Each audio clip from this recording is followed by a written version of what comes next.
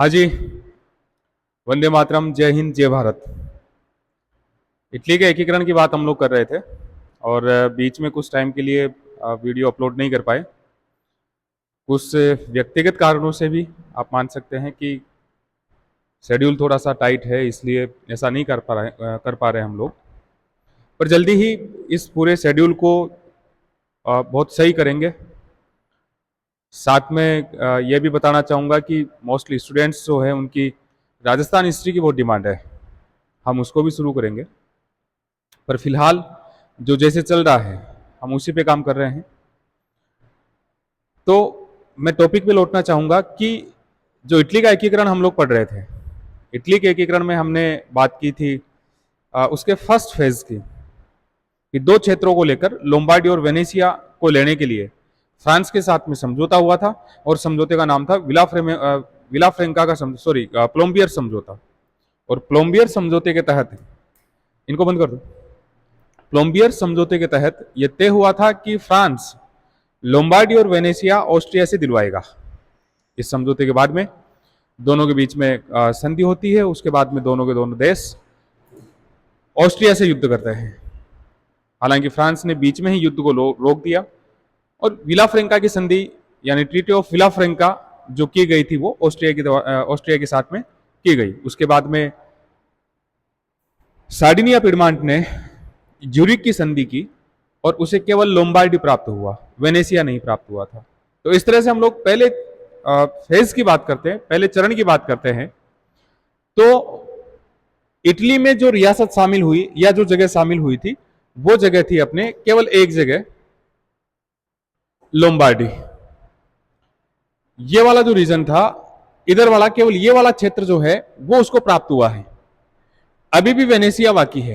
यानी हम ये सार्डिनिया पिडमांट के नेतृत्व में इटली का एकीकरण हमने शुरू किया था और इसी में एक रियासत उसे मिली है और वो है लोम्बार्डी।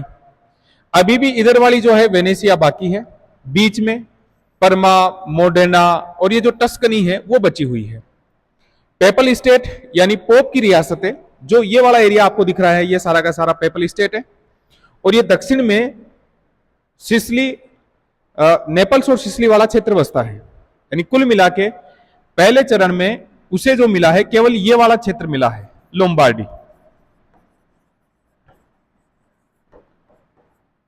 अब आगे की हम बात करें तो हम इन मध्य जो रियासतें हैं, मध्य वाली जो रियासतें हैं जिनमें परमा, मेडोना और टस्कनी वाला जो क्षेत्र है इसका एकीकरण करेंगे। यानी सेकंड फेज में, दूसरे चरण में इटली में जो शामिल होगी जो रियासतें, वो रियासतें होगी परमा, मोडेना और टस्कनी।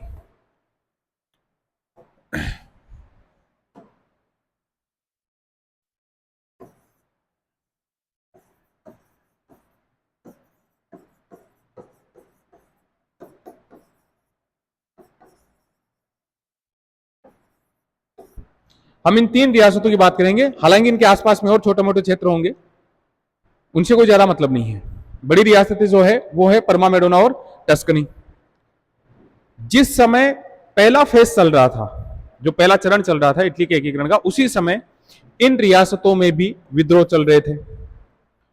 और जब यहां पर विद्रोह चल रहे थे, हमने पहले बात की थी, शायद हो सकता है पिछले वीडियो में की होगी, मुझे याद नहीं है, कि पहले चरण के बाद में नेपोलियन जो था, नेपोलियन के साथ में नेपोलियन तृतीय ने संधि कर ली थी और विक्टर एमेन्युअल ने उस संधि को स्वीकार कर लिया था। इस संधि को स्वीकार करने के बाद में, विलाफ्रेंका की संधि को स्वीकार करने के बाद में कावूर नाराज होता है और कावूर ने इस्तीफा दे दिया था। लेकिन एक बार फिर से जनवरी 1860 में कावूर को फिर से प्रधानमंत्री बनाया जाता है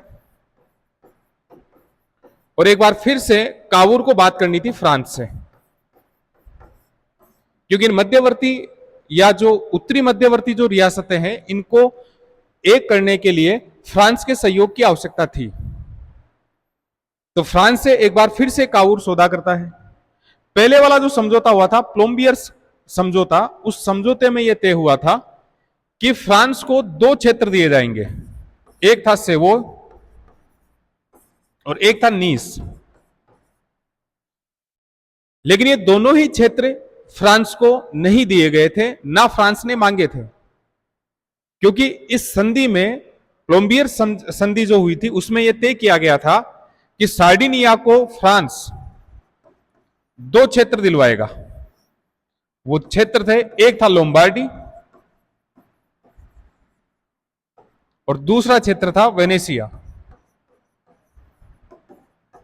इनमें से सार्डिनिया को भी क्षेत्र मिला था एक, और वो क्षेत्र था लोम्बार्डी। इसलिए सार्डिनिया को वो क्षेत्र नहीं मिल पाए थे जिनको प्राप्त करने के लिए उसने ये सारा काम किया था, सारे क्षेत्र नहीं मिले, इसलिए सेवोय और नीस ये दोनों फ्रांस को नहीं दिए गए थे। जब इन मध्यवर्ती रियासतों में विद्रोह चल रहा था तो एक बार फिर से काबूर ने नेपोलियन थर्ड के साथ में समझौता किया या समझौता करने का प्रयास किया। उसने फ्रांस को सीधा सीधा एक प्रलोभन दिया कि सेवोय और नीस आपको दे दिया जाएगा, लेकिन परमा, मोडना और टस्कनी जो है वो सार्डिनिया को दे दिया जाए ताकि ये इटली में शामिल कर लिए जाए।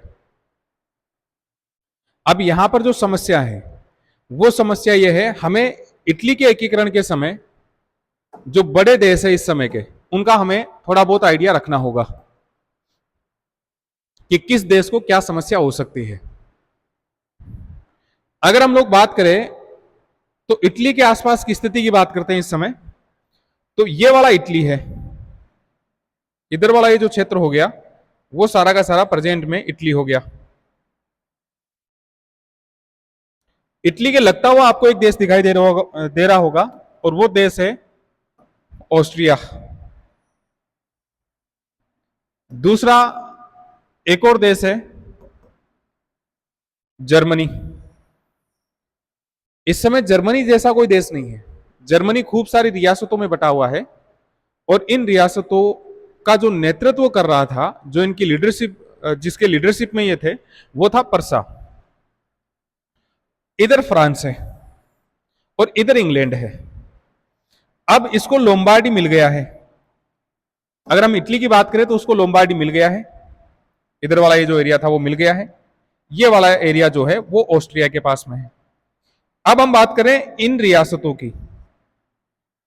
इन रियासतों को प्राप्त करने के लिए पहले हमें समझना होगा कि इससे पहले फ्रांस और ऑस्ट्रिया के बीच में एक समझौता हुआ था जिसकी हम बार बार इस वीडियो में चर्चा कर रहे हैं, और वो था विला फ्रेंका का समझौता। और ये जो मध्यवर्ती इटली की रियासतें हैं, जिन रियासतों को बोला गया था पद्मा, मेडोना और टस्कनी, ये तीनों की तीनों रियासतें जो विला फ्रेंका का समझौता किया गया था उसमें यह तय किया गया था कि तीनों रियासतें यहां पर पुराने राजा ही रहेंगे इन तीनों रियासतों में।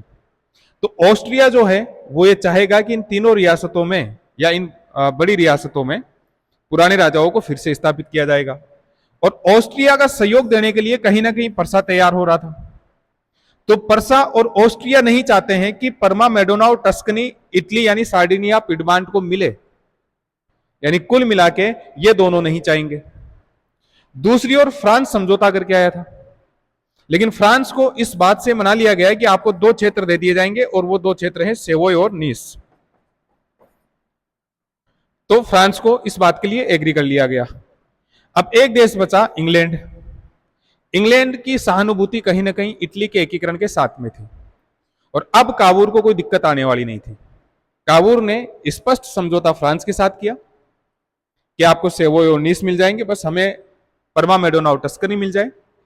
और इंग्लैंड को कोई आपत्ति थी नहीं। परसा और ऑस्ट्रिया को आपत्ति हो सकती थी, क्योंकि और होना भी था, पर ऑस्ट्रिया को तो जरूर होना था क्योंकि वो विला फ्रेंका की संधि की बार बार बात करेगा। अब ये स्थिति होने के बाद में इन रियासतों में मार्च 1860 में जनमत संग्रह यानी प्लेबिसाइट करवाया गया। यानी जो प्लेबिसाइट करवाया गया वो करवाया गया मार्च 1860 में। प्लेबिसाइट करवाया गया और इन रियासतों को इटली में शामिल कर लिया गया। कुल मिला के दूसरे चरण के अंदर, पहले चरण में लोम्बार्डी इटली में शामिल हुआ और दूसरे चरण में बड़ी रियासतों की बात करें तो परमा, मोडेना और टस्कनी जो है वो इटली में शामिल हो जाते हैं। तो इस तरह से ये दूसरा चरण इटली का समाप्त होता है।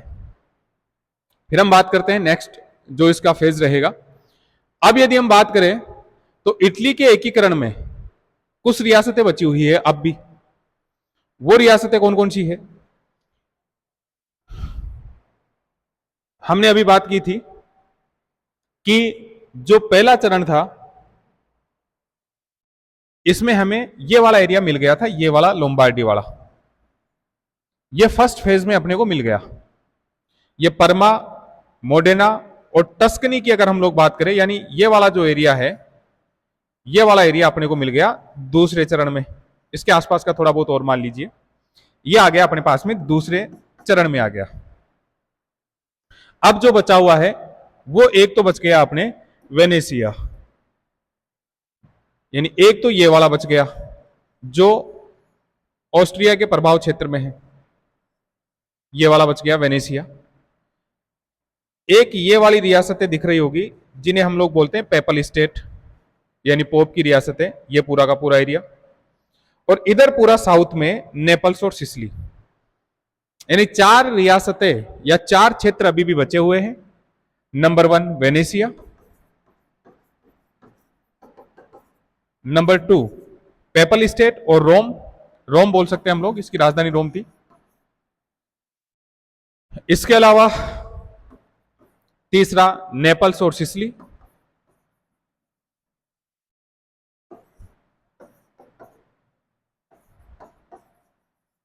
ये वाले मोटे मोटे क्षेत्र अभी भी इसके एकीकरण में शामिल नहीं हुए हैं।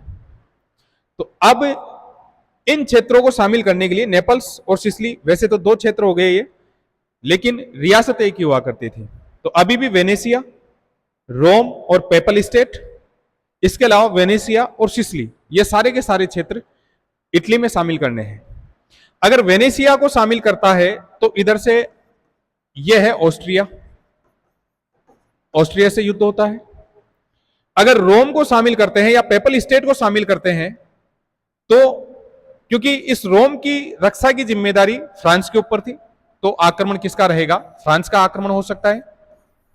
यानी कुल मिला के ना तो इन पेपल स्टेट को अभी काबूल इटली में शामिल कर सकता है, ना ही वेनेसिया को शामिल कर सकता है। इसलिए अब उसने तीसरे चरण में योजना बनाई कि ये वाला जो एरिया है नेपल्स और सिसिली, इस एरिया को इटली में शामिल किया जाए, क्योंकि ये अलग रियासत थी, स्वतंत्र राजा हुआ करता था इसका, इसलिए काबूल इसके ऊपर आक्रमण नहीं कर सकता था, क्योंकि इससे भी एक बड़ा युद्ध होने की संभावना थी। तो कुल मिला के अब यह काम दिया गया था गैरिबाल्डी को।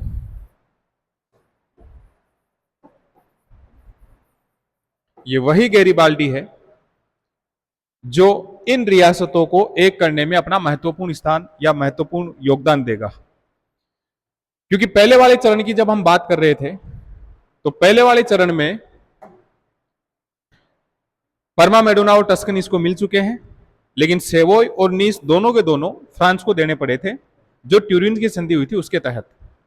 और नीस का निवासी था गैरिबाल्डी, और गैरिबाल्डी उस समय नाराज भी हुआ था और उसने काबूल से कहा भी था कि तूने मुझे अपनी ही मातृभूमि में, अपने ही देश में विदेशी बना दिया है।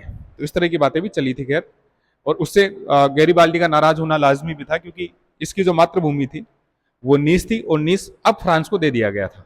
तो हम बात करेंगे अब थर्ड जो इसकी स्टेप है या फेज है उसकी। इस थर्ड फेज में शामिल किया जाएगा नेपल्स और सिसिली को।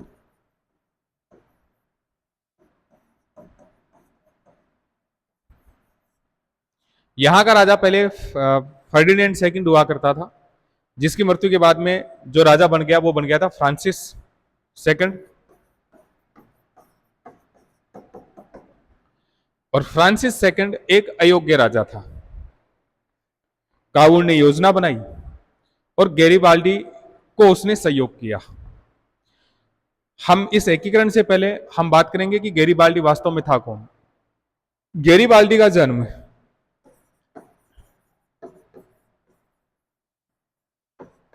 1807 में नीस में हुआ। और अभी हमने बात की थी जब फ्रांस को नीस दिया गया था एकीकरण के दूसरे चरण में, तो गैरिबाल्डी बड़ा नाराज हुआ था और काबूल से उसने कहा भी था कि तूने मुझे अपनी ही मातृभूमि में विदेशी बना दिया है। गैरिबाल्डी के पिता जो थे वो व्यापारिक जहाजों से संबंधित काम करते थे, और उनको भूमध्य सागर का इनका अच्छा ज्ञान भी था। गैरिबाल्डी को अच्छी शिक्षा दिलाना चाहते थे, लेकिन गैरिबाल्डी की रुचि पढ़ने में नहीं थी। वो अपने पिता के साथ में इन समुद्री जहाजों पर यात्राएं किया करता था, जिसके कारण इसे भी भूमध्य सागर का अच्छा ज्ञान हो चुका था।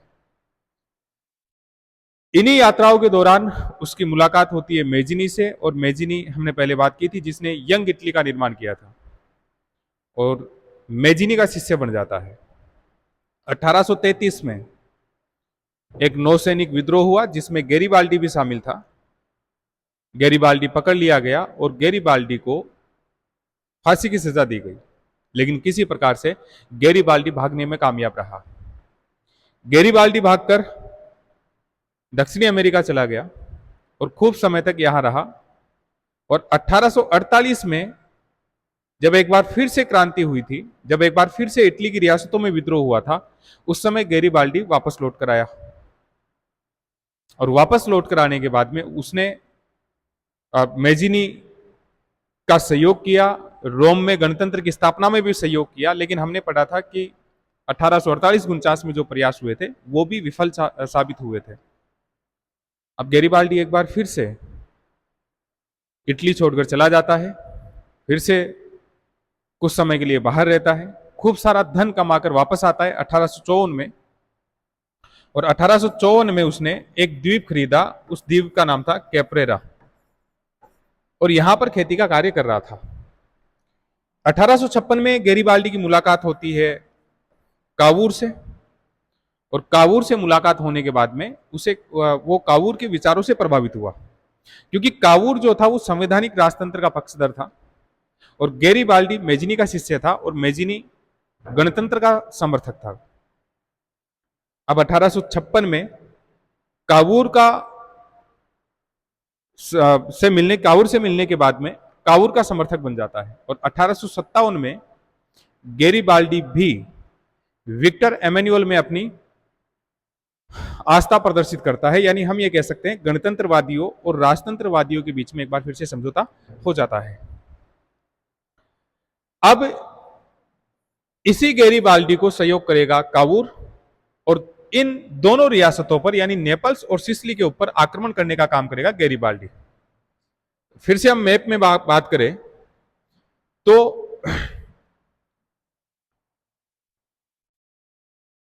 गैरिबाल्डी पहले सिसिली पर आक्रमण करेगा, सिसिली पे आक्रमण करेगा, और उसके बाद में नेपल्स पर आक्रमण करेगा।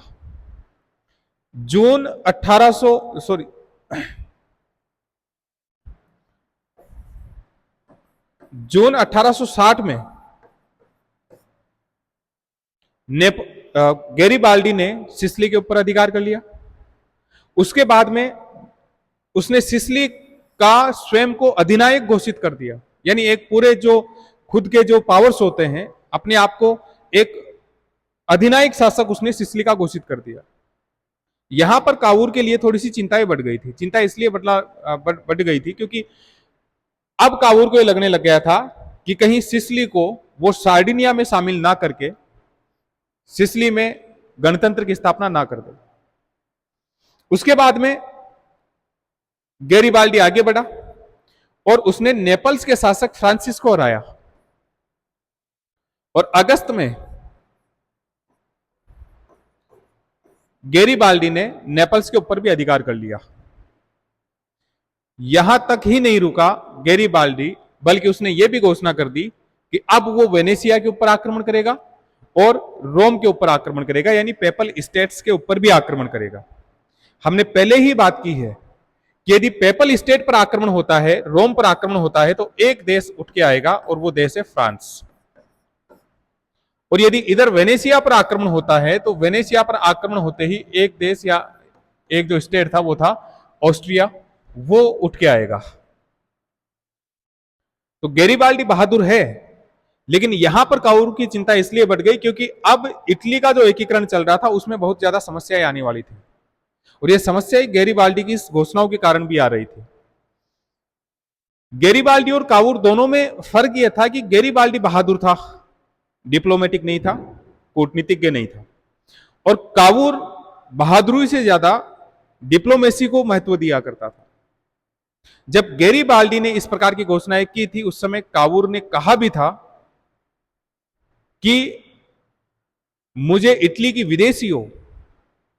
विदेशी जो ऑस्ट्रिया वगैरह है, इनसे अनिष्टकारी सिद्धांतों का मतलब था गणतंत्रवादी सिद्धांत, और पागलों से रक्षा करनी है। और पागल उसने कहा था गैरीबाल्डी को, और वास्तव में कावूर यहां पर सही भी सोच रहा था। कावूर ने फ्रांस से बातचीत की, फ्रांस के शासक नेपोलियन थर्ड से बातचीत की, और नेपोलियन थर्ड को यह प्रस्ताव दिया कि मैं किसी प्रकार से इन पेपल स्टेट्स पे आक्रमण करता हूं और गैरीबाल्डी को यहीं पर रोक लेता हूं, आगे नहीं बढ़ने देता हूं। फ्रांस का शासक नेपोलियन थर्ड इस बात के लिए राजी हो गया। इधर जो नेपल्स का शासक था, जिसका नाम था फ्रांसिस सेकंड, ये पराजित होने के बाद में यहां पर एक जगह पड़ती है, दोनों के इस जगह आपको एक बिंदु दिखाई दे रहा होगा, गेटा। ये भागकर गेटा आ गया था क्योंकि गैरीबाल्डी से पराजित हो गया था। और गेटा आने के बाद में, यहां आने के बाद में वो पोप के साथ में सैनिक संधि कर रहा था, बातचीत कर रहा था। इसी चीज को बहाना बनाकर कावूर ने आक्रमण करवा दिया पोप की रियासतों पर। पोप की कई छोटी मोटी रियासतों पर उसने अधिकार भी कर लिया, और उसके बाद में जाकर खड़ा हो गया गैरीबाल्डी के सामने। गैरीबाल्डी सार्डिनिया पिडमांट की सेनाओं को पराजित नहीं कर पाया, और गैरीबाल्डी इस बात को भी समझ गया था अब कि सार्डिनिया पिडमांट को पराजित नहीं किया जा सकता। जिस किले में जाकर फ्रांसिस सेकंड रुका था, छुपा हुआ था, वो था गेटा। उस किले को भी ये नहीं जीत पा रहा था। अब गैरीबाल्डी को एहसास हो गया था कि कावूर की पॉलिसी शायद सही है, बिना बहुत ज्यादा सहयोग के शायद ये काम नहीं हो पाएंगे। इसलिए अब गैरीबाल्डी ने कावूर की बात को समझना या उसको मानना उचित समझा। टियानो नामक स्थान पर, क्योंकि सेना लेकर गए थे विक्टर एमेनुअल, तो टियानो नामक स्थान पर गैरीबाल्डी और विक्टर एमेनुअल की मुलाकात होती है। गैरीबाल्डी ने जो रियासतों पर अधिकार किए थे, यानी नेपल्स और सिसिली पर जो अधिकार किए थे, इन दोनों क्षेत्रों को विक्टर एमेनुअल को सौंप दिया। 7 नवंबर 1860 को दोनों के दोनों नेपल्स में प्रवेश करते हैं, और यहां नेपल्स के राजमहल में गैरीबाल्डी ने नेपल्स और सिसिली सहित बाकी की जो रियासतें थी, जो पहले से ही इटली में शामिल कर ली गई थी, उनका शासक विक्टर एमेनुअल सेकंड को मान लिया। यानी कुल मिला के गैरीबाल्डी के प्रयासों से दो जो रियासतें, एक रियासत जो थी नेपल्स और सिसिली, क्षेत्र 2 है, रियासत 1 है, ये इटली में शामिल हो गए। इसके बाद में 18 फरवरी 1861 को ट्यूरिन में इटली की प्रथम संसद का उद्घाटन किया गया, लेकिन 2 रियासतें अभी भी इटली में शामिल नहीं है, एक रोम और दूसरा है वेनेसिया। क्योंकि हमने पहले चरण में लोम्बार्डी को शामिल किया था, वेनेसिया रह गया था। दूसरे में परमा मेडोना टस्कनी, उसके आसपास के जो छोटे मोटे क्षेत्र थे उनको, और तीसरे चरण में हमने नेपल्स और सिसिली, साथ में पोप की कुछ रियासतें जो थी, आम्ब्रियार, इस तरह की जो रियासतें थी वो शामिल हो गई थी, लेकिन रोम बचा हुआ था। रोम अभी भी पोप के पास में था, और वेनेसिया ऑस्ट्रिया के पास में बचा हुआ था।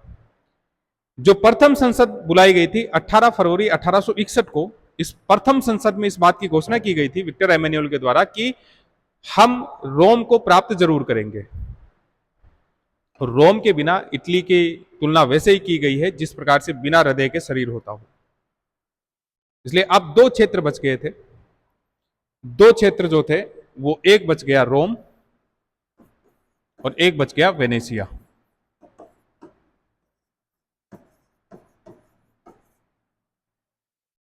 ये क्षेत्र संभलाने के बाद में गैरीबाल्डी के लिए सम्मान देने का प्रस्ताव रखा गया कि गैरीबाल्डी को सम्मानित किया जाए।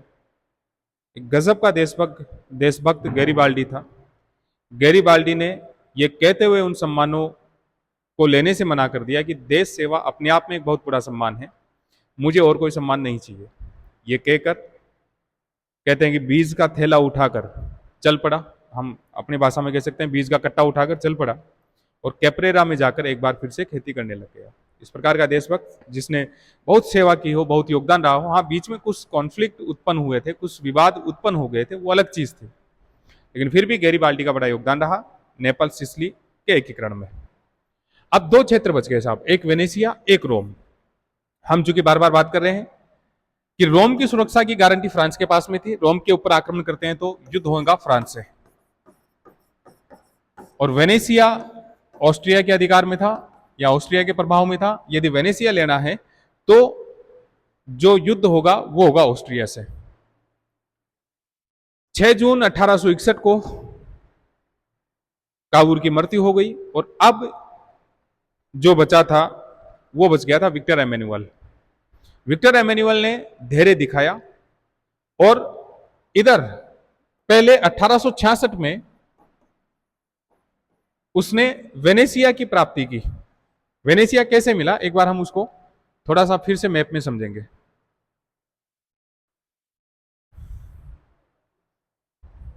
यह ऑस्ट्रिया है और ऑस्ट्रिया इधर जर्मनी है, ऑस्ट्रिया के बगल में ही। तो जर्मनी का जो एकीकरण का काम चल रहा था वो पर्सा के नेतृत्व में चल रहा था। 1866 में पर्सा और ऑस्ट्रिया के बीच में युद्ध होता है। इधर इटली है, यह वाला इटली हो गया।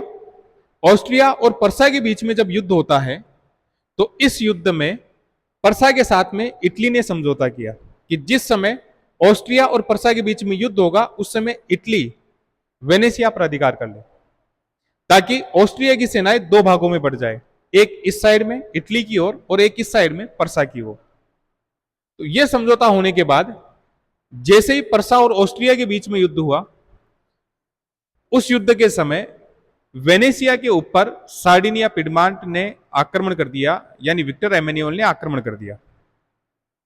हालांकि इटली की सेनाएं पराजित हुई, लेकिन फिर भी ऑस्ट्रिया को सेडोवा के युद्ध में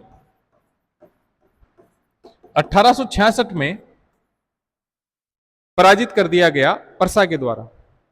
चूंकि पर्सा ने यह कमिटमेंट किया था कि ऑस्ट्रिया से वो दो जो वेनेसिया है वो दिलवाएगा, और इस प्रकार से ऑस्ट्रिया के पराजित होने के बाद में प्राग की संधि हुई, जिसमें पर्सा ने वेनेसिया 1866 में इटली को दे दिया या दिलवा दिया। कुल मिला के 1866 में वेनेसिया मिल गया इटली को। अब एक क्षेत्र बचा था और वो क्षेत्र था रोम। रोम की प्राप्ति होती है 1870 में। एक बार फिर से वही स्थिति है कि अब की बार पर्सा का मुकाबला फ्रांस से हो रहा है, यानी पर्सा और फ्रांस के बीच में युद्ध चल रहा है। और इस बार जैसे ही इन दोनों के बीच में युद्ध शुरू हुआ, फ्रांस ने अपनी सारी सेनाएं रोम से हटा ली, और रोम से जैसे ही सेनाएं हटाई गई और उसी समय रोम के ऊपर आक्रमण करके अधिकार कर लिया इटली ने। यानी कुल मिला के 1870 में सेडान के युद्ध के बाद में रोम भी इटली को मिल जाता है। तो कुल मिला के इटली का एकीकरण पूरा होता है, और उसके बाद में इटली जो है, एक एकीकृत इटली जो है, उसकी पहली संसद बुलाई जाती है 12 जून 1871 को, और यह बुलाई जाती है अब की बार रोम में। कुल मिला के इटली का एकीकरण जिन चरणों में हुआ वो एक बार फिर से मैं रिवाइज कर देता हूं। सबसे पहले चरण में हमने बात की थी फ्रांस की सहायता से लोम्बार्डी की प्राप्ति हुई और युद्ध लड़ा गया था ऑस्ट्रिया से। परमा, मेडोना और टस्कनी की प्राप्ति भी फ्रांस की सहायता से हुई, और यहां पर प्लेबिसाइट यानी जनमत संग्रह करवा के तीनों रियासतों को इटली में शामिल कर लिया गया। तीसरे चरण में नेपल्स और सिसिली का एकीकरण हुआ, और नेपल्स और सिसिली जो शामिल किया गया था वो गैरीबाल्डी के प्रयासों से शामिल किया गया था। यहां पर भी प्लेबिसाइट करवाया गया, पोप की कुछ रियासतें थी उनमें भी प्लेबिसाइट करवाया गया। तो नेपल्स और सिसिली और साथ में पोप की कुछ रियासतों को शामिल किया गया तीसरे चरण में। चौथे चरण में 1866 में जब पर्सा और ऑस्ट्रिया के बीच में युद्ध हुआ, उस समय सार्डिनिया ने या इटली ने सहयोग दिया पर्सा का, और वेनेसिया पर आक्रमण कर दिया, और वेनेसिया की प्राप्ति हो गई। और लास्ट में रोम की प्राप्ति हुई 1870 में, जब फ्रांस और पर्सा के बीच में युद्ध लड़ा गया था। तो ये छोटा सा इटली का एकीकरण था। पहले वाले वीडियो को और इस वीडियो को आप लोग जब देखेंगे तो पूरी की पूरी कहानी आपके समझ में आ जाएंगी। फिर भी कुछ क्योरीज रहे, कुछ क्वेश्चंस रहे तो आप कमेंट कर सकते हैं, ज़रूर आपको जवाब मिलेगा। Thank you.